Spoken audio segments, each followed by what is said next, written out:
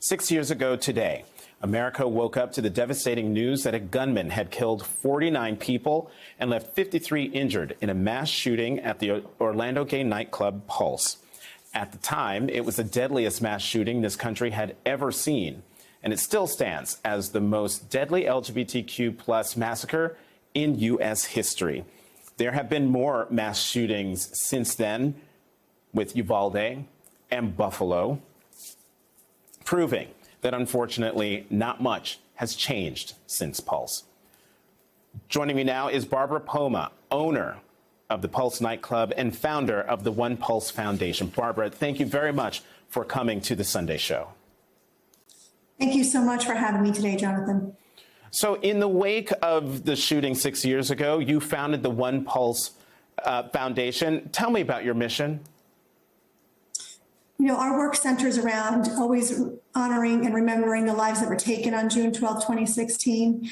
We have been working to build a national memorial on the Pulse nightclub site and a museum education center that will talk about the most difficult conversations that we need to have, sadly still need to be having.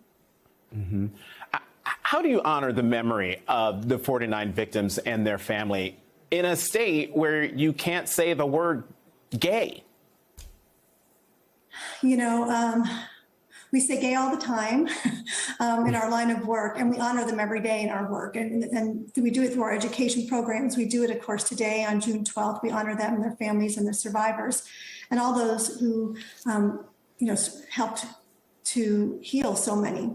But you know, overall, you know, we also have legacy scholarships where we honor them every year, where we have 49 individual scholarships where people and recipients carry on the name of their angel.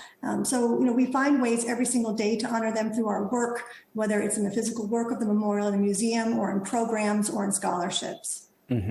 Last year, Pulse became a national memorial. What do you hope that will look like?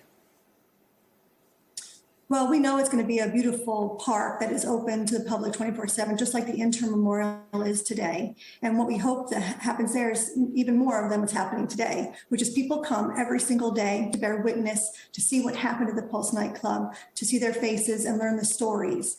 It is important, you know, space is important and where this happened is important. And so I think that, you know, being able to come to the actual place where the shooting, the mass murder took place is important for people to bear witness to.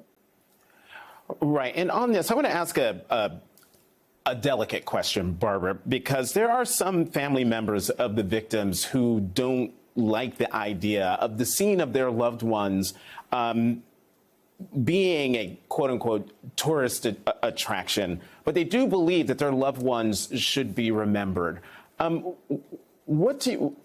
What do you say to those family members who might be uncomfortable with Pulse being an attraction in that way? Well, Pulse is not an attraction. It is a place of history. Something horrific happened there, and their lives and their stories should not be erased.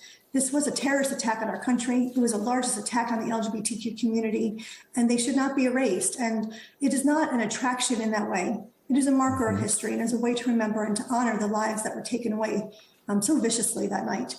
And in the wake of Uvalde and Buffalo, and I believe there's been 41 mass shootings since the massacre in Uvalde less than three weeks ago. What is your message to American lawmakers as they continue to try to do something about gun violence in this country? You know, gun violence is a form of hate. We talk about hate every single day, whether it walks down the street, whether it shoots guns, whether it drops planes into buildings or blows up buildings, right? Hate comes in many forms and it comes in rhetoric as well. But what I would say is that I think that this is a human issue. And I think that for both sides of the aisle need to just set aside the politics of this and think about the communities and the people that they serve. I can tell you that there's not one community that doesn't say, I didn't think this could happen here, because no one thinks it could happen in their community, but it's happening every single day. And if any measure could be taken to save one more life, isn't it worth it? And if it was their family member, if it was their community or someone they knew, their friend, it would then hit them. And until it hits you and until it lives in your soul and your community, and you see how your community has changed forever, I don't think you understand it. And so I ask that when people think about Uvalde today, think about Uvalde in 6 years. Think about those families in 6 years, like our families today.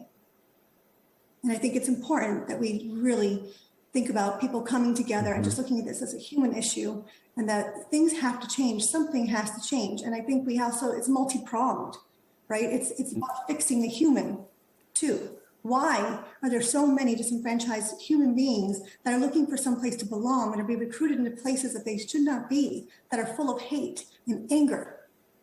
And I think focus has to be put on so many different places to get us where we're really going to need. But every single thing we can do, save a life.